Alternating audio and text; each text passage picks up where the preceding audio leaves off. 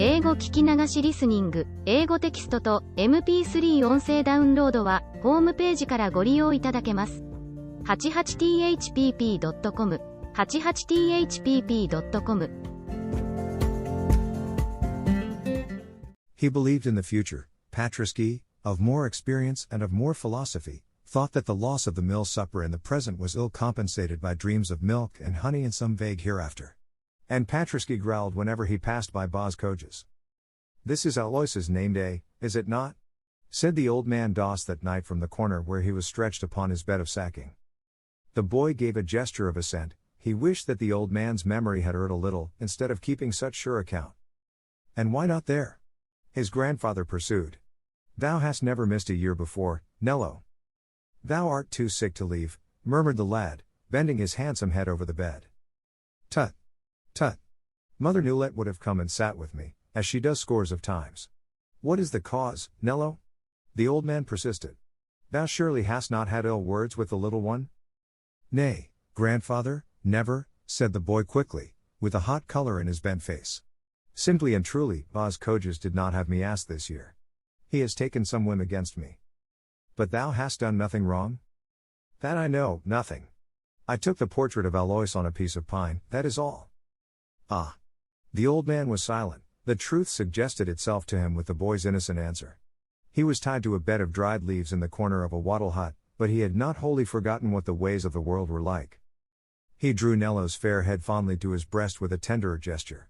"Thou art very poor, my child," he said with a quiver the more in his aged, trembling voice, "so poor. It is very hard for thee." "Nay, I am rich," murmured Nello, and in his innocence he thought so, rich with the imperishable powers that are mightier than the might of kings. And he went and stood by the door of the hut in the quiet autumn night, and watched the stars troop by and the tall poplars bend and shiver in the wind. All the casements of the mill house were lighted, and every now and then the notes of the flute came to him. The tears fell down his cheeks, for he was but a child, yet he smiled, for he said to himself, in the future. He stayed there until all was quite still and dark, then he and Patriski went within and slept together, long and deeply, side by side. Now he had a secret which only Patriski knew. There was a little outhouse to the hut, which no one entered but himself, a dreary place, but with abundant clear light from the north. Here he had fashioned himself rudely an easel in rough lumber, and here on a great grey sea of stretched paper he had given shape to one of the innumerable fancies which possessed his brain.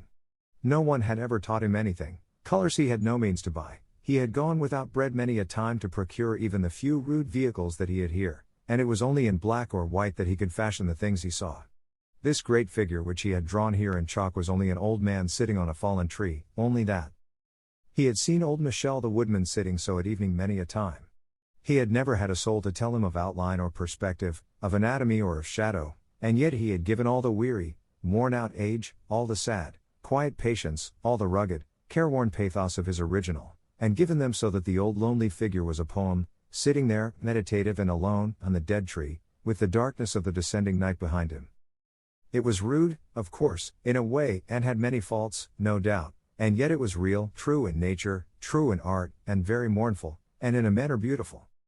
Patriski had lain quiet countless hours watching its gradual creation after the labor of each day was done, and he knew that Nello had a hope, vain and wild perhaps, but strongly cherished, of sending this great drawing to compete for a prize of 200 francs a year which it was announced in Antwerp would be open to every lad of talent, scholar or peasant, under 18, who would attempt to win it with some unaided work of chalk or pencil. 3 of the foremost artists in the town of Rubens were to be the judges and elect the victor according to his merits. All the spring and summer and autumn Nello had been at work upon this treasure, which, if triumphant, would build him his first step toward independence and the mysteries of the art which he blindly, ignorantly and yet passionately adored. He said nothing to anyone, his grandfather would not have understood, and little Alois was lost to him. Only to Patriski he told all, and whispered, "Rubens would give it me, I think, if he knew."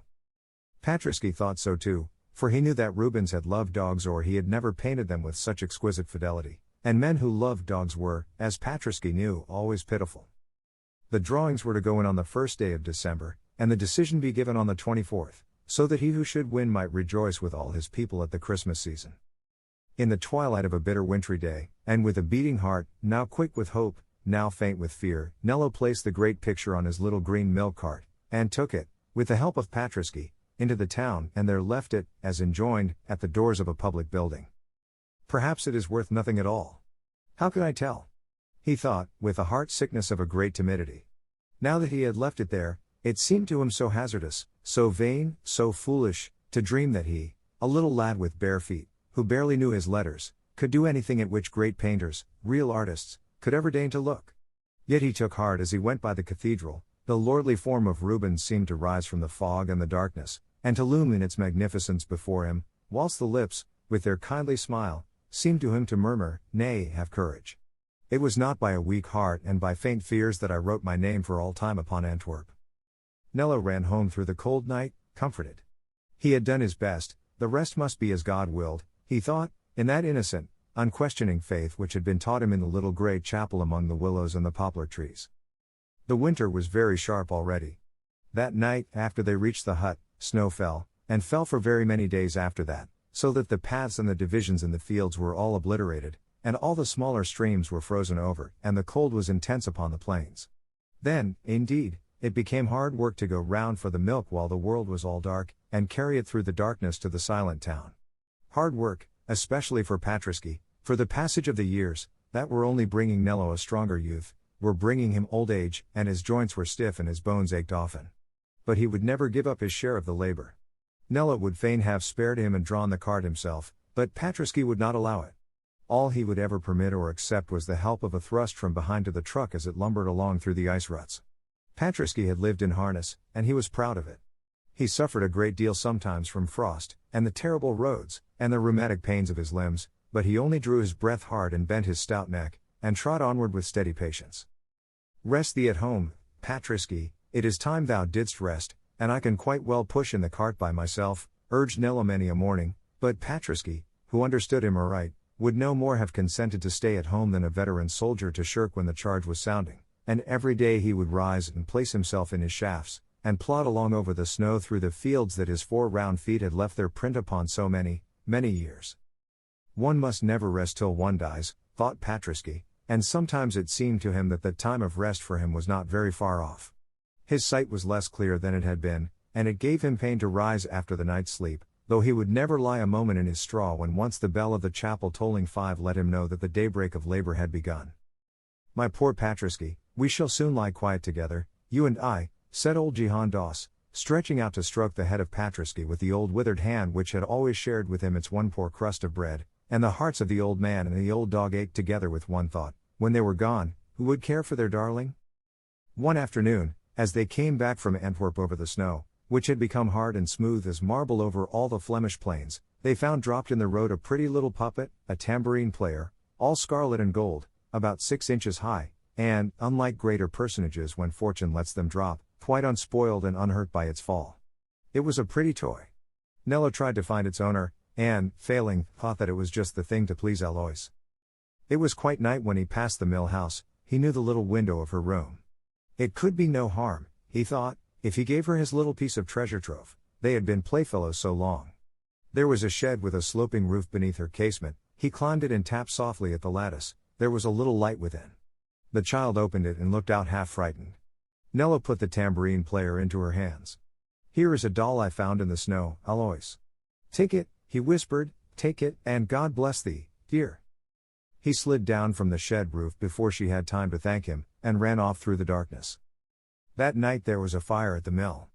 Outbuildings and much corn were destroyed, although the mill itself and the dwelling house were unharmed. All the village was out in terror, and engines came tearing through the snow from Antwerp. The miller was insured, and would lose nothing. Nevertheless, he was in furious wrath, and declared aloud that the fire was due to no accident, but to some foul intent. Nello, awakened from his sleep, ran to help with the rest. Bas Coges thrust him angrily aside. "Thou wert loitering here after dark," he said roughly. "I believe, on my soul, that thou dost know more of the fire than any one." Nello heard him in silence, stupefied, not supposing that any one could say such things except in jest, and not comprehending how any one could pass a jest at such a time. Nevertheless, the miller said the brutal thing openly to many of his neighbors in the day that followed, and though no serious charge was ever preferred against the lad, it got bruited about that Nello had been seen in the mill yard after dark on some unspoken errand, and that he bore Bas Coges a grudge for forbidding his intercourse with little Alois, and so the hamlet, which followed the sayings of its richest landowner servilely, and whose families all hoped to secure the riches of Alois in some future time for their sons, took the hint to give grave looks and cold words to old Jihan Das's grandson. No one said anything to him openly, but all the village agreed together to humor the miller's prejudice, and at the cottages and farms where Nello and Patriski called every morning for the milk for Antwerp, downcast glances and brief phrases replaced to them the broad smiles and cheerful greetings to which they had been always used. No one really credited the miller's absurd suspicion, nor the outrageous accusations born of them, but the people were all very poor and very ignorant, and the one rich man of the place had pronounced against him. Nello, in his innocence and his friendlessness, had no strength to stem the popular tide.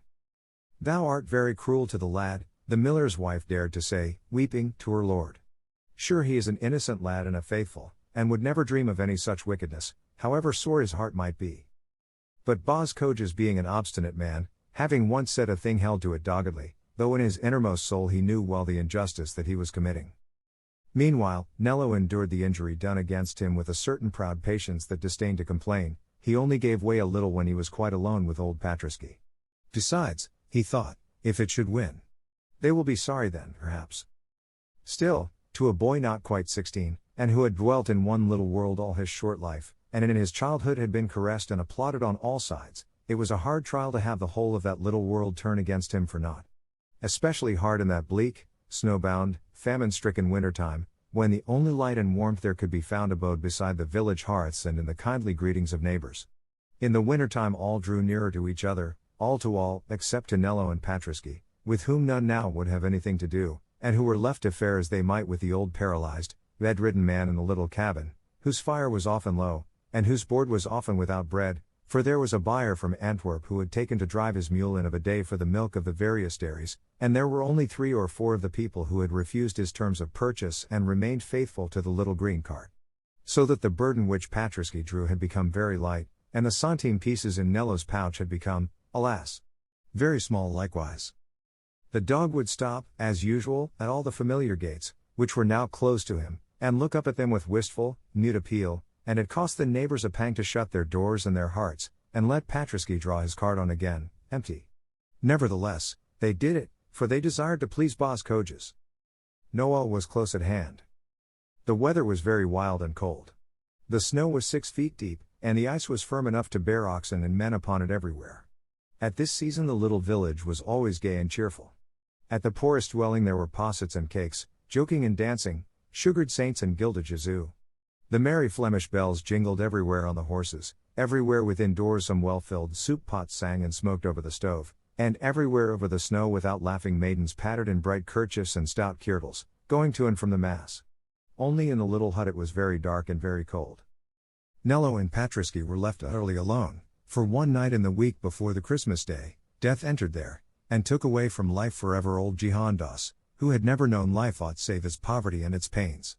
He had long been half dead, incapable of any movement except a feeble gesture, and powerless for anything beyond a gentle word, and yet his loss fell on them both with a great horror in it. They mourned him passionately.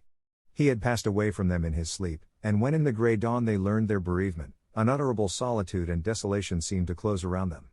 He had long been only a poor, feeble, paralyzed old man, who could not raise a hand in their defense, but he had loved them well. His smile had always welcomed their return. They mourned for him unceasingly, refusing to be comforted, as in the white winter day they followed the deal shell that held his body to the nameless grave by the little grey church. They were his only mourners, these two whom he had left friendless upon earth, the young boy and the old dog. Surely, he will relent now and let the poor lad come hither? Thought the miller's wife, glancing at her husband smoking by the hearth. Boz Coges knew her thought, but he hardened his heart, and would not unbar his door as the little, humble funeral went by. The boy is a beggar, he said to himself, he shall not be about Alois. The woman dared not say anything aloud, but when the grave was closed and the mourners had gone, she put a wreath of immortelles into Alois's hands and bade her go and lay it reverently on the dark, unmarked mound where the snow was displaced. Nello and Patriski went home with broken hearts. But even of that poor, melancholy, cheerless home they were denied the consolation. There was a month's rent overdue for their little home, and when Nello had paid the last sad service to the dead he had not a coin left. He went and begged grace of the owner of the hut, a cobbler who went every Sunday night to drink his pint of wine and smoke with Boz Coges. The cobbler would grant no mercy. He was a harsh, miserly man, and loved money.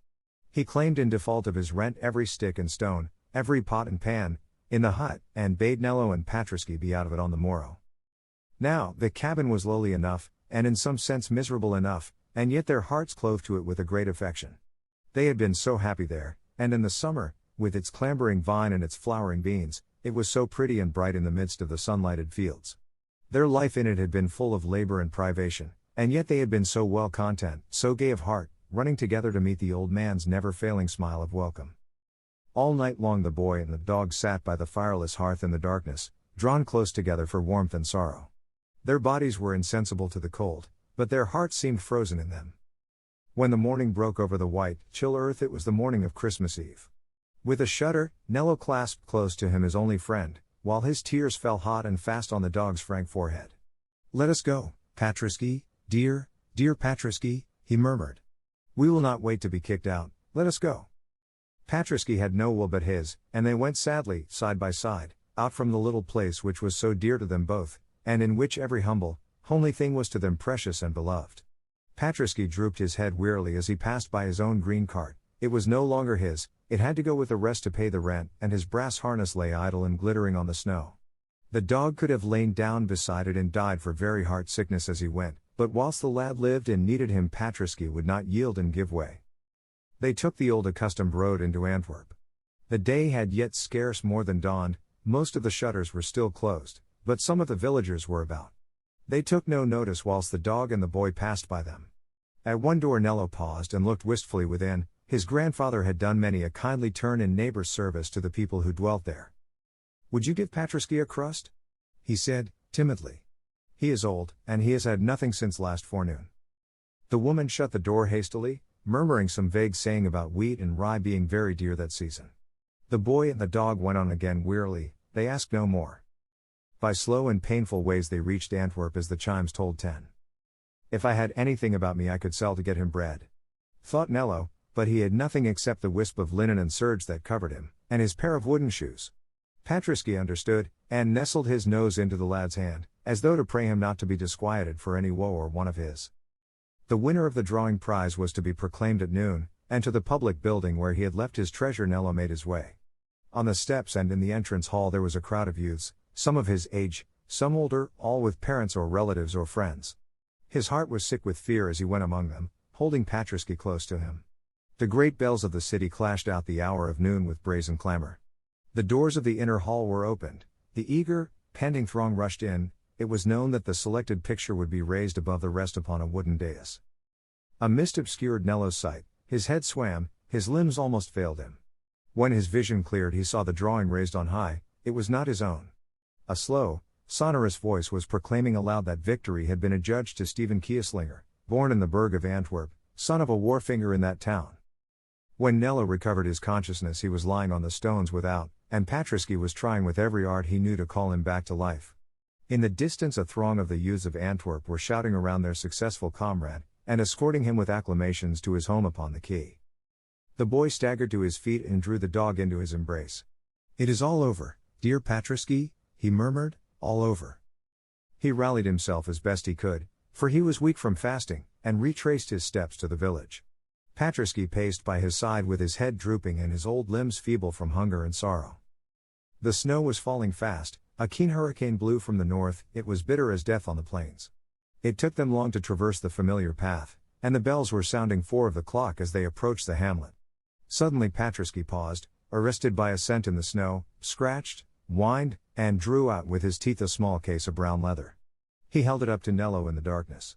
Where they were there stood a little Calvary, and a lamp burned dully under the cross. The boy mechanically turned the case to the light. On it was the name of Boz Coges, and within it were notes for 2,000 francs. The sight roused the lad a little from his stupor. He thrust it in his shirt, and stroked Patriski and drew him onward. The dog looked up wistfully in his face. Nello made straight for the mill house, and went to the house door and struck on its panels. The miller's wife opened it weeping, with little Eloise clinging close to her skirts. "Is it thee, thou poor lad?" she said kindly through her tears. "Get thee gone ere the boss see thee. We are in sore trouble tonight. He is out seeking for a power of money that he has let fall riding homeward, and in this snow he never will find it, and God knows it will go nigh to ruin us. It is heaven's own judgment for the things we have done to thee. Nella put the note-case in her hand and called Patriski within the house. Patriski found the money tonight, he said quickly. Tell Boz Kojas so, I think he will not deny the dog shelter and food in his old age. Keep him from pursuing me, and I pray of you to be good to him. Ere either woman or dog knew what he meant, he had stooped and kissed Patriski, then closed the door hurriedly and disappeared in the gloom of the fast, falling night. The woman and the child stood speechless with joy and fear. Patriski vainly spent the fury of his anguish against the iron-bound oak of the barred house door. They did not dare unbar the door and let him forth, they tried all they could to solace him. They brought him sweet cakes and juicy meats, they tempted him with the best they had, they tried to lure him to abide by the warmth of the hearth, but it was of no avail. Patriski refused to be comforted or to stir from the barred portal. It was 6 o'clock when from an opposite entrance the miller at last came, jaded and broken, into his wife's presence. It is lost forever, he said, with an ashen cheek and a quiver in his stern voice. We have looked with lanterns everywhere, it is gone, the little maiden's portion and all. His wife put the money into his hand, and told him how it had come to her.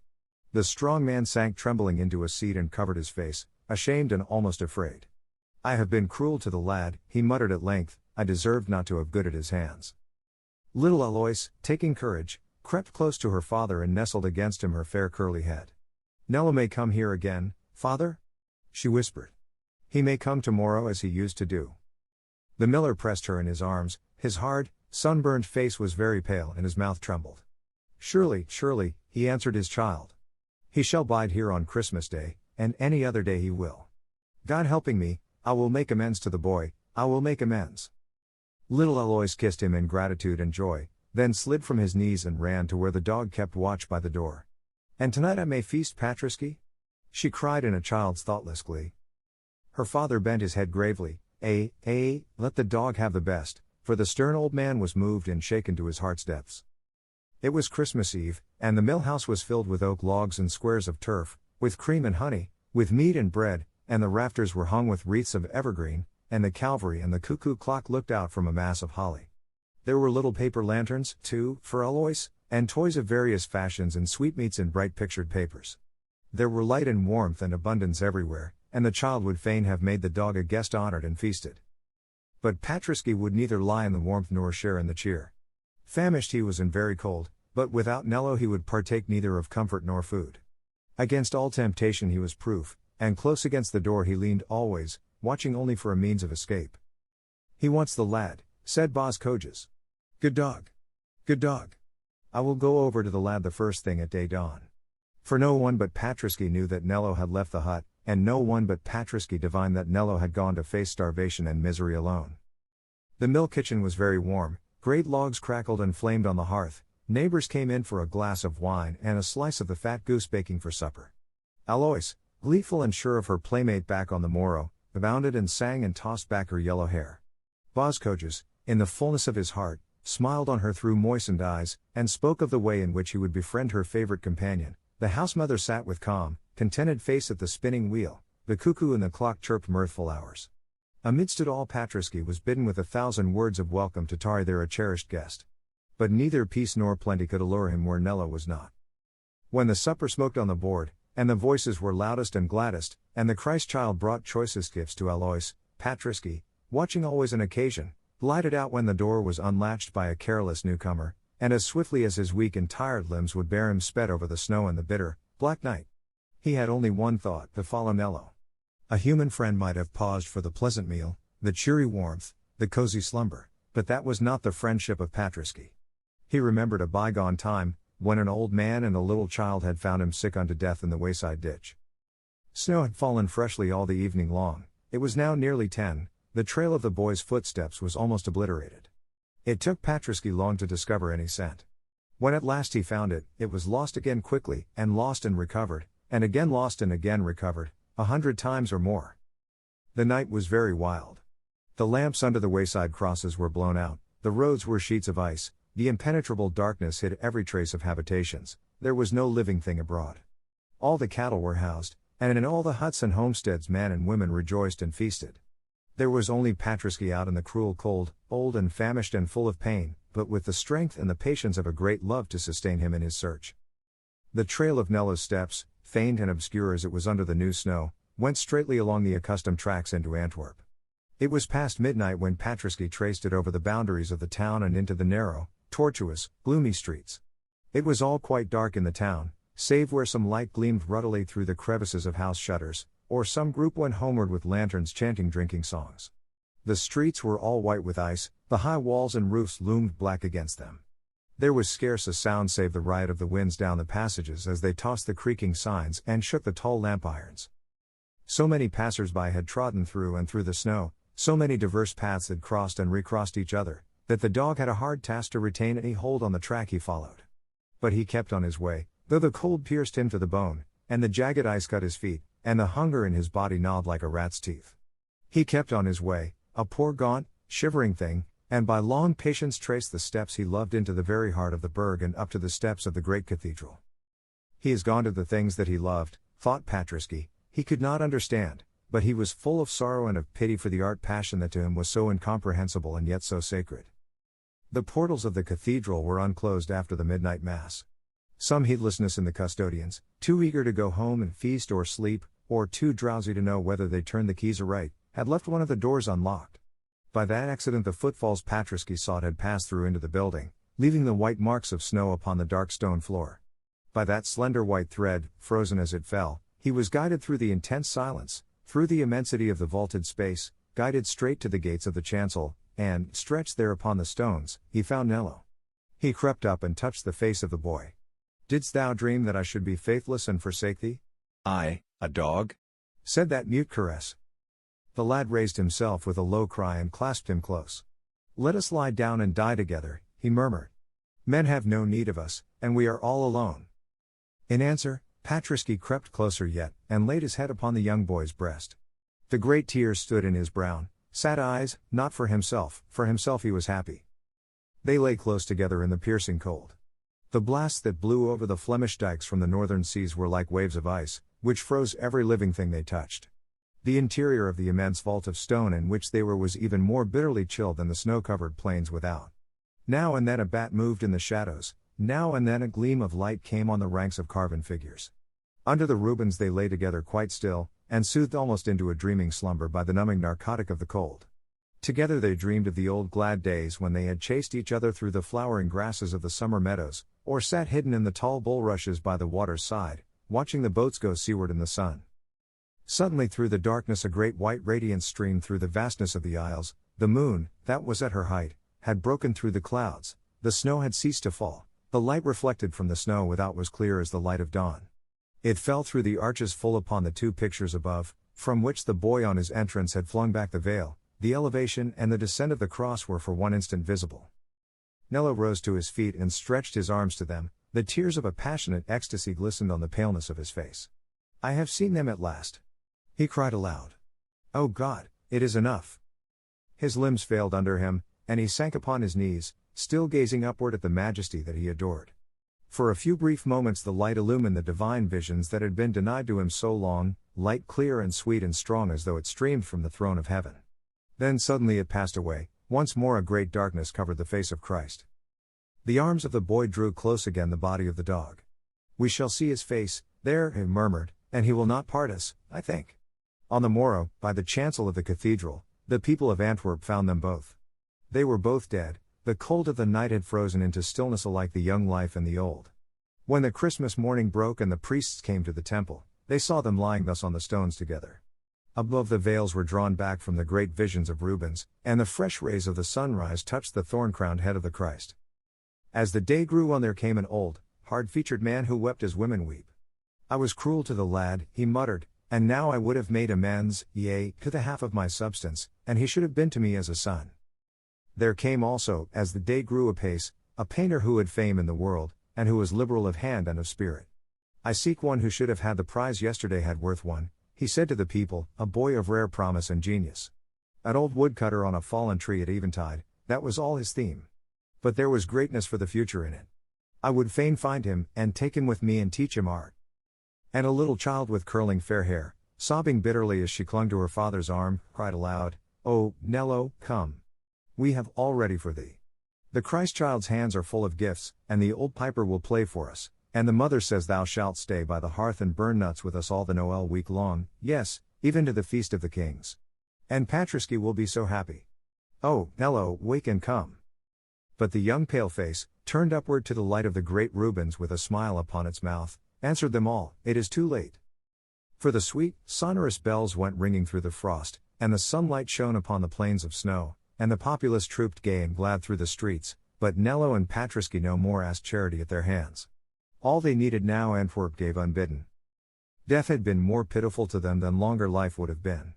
It had taken the one in the loyalty of love, and the other in the innocence of faith, from a world which for love has no recompense and for faith no fulfillment.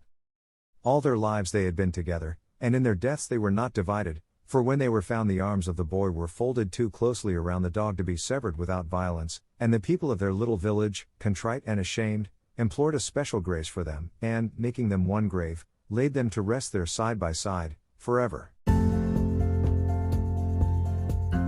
英語聞き流しリスニング、英語テキストと MP3 音声ダウンロードはホームページからご利用いただけます。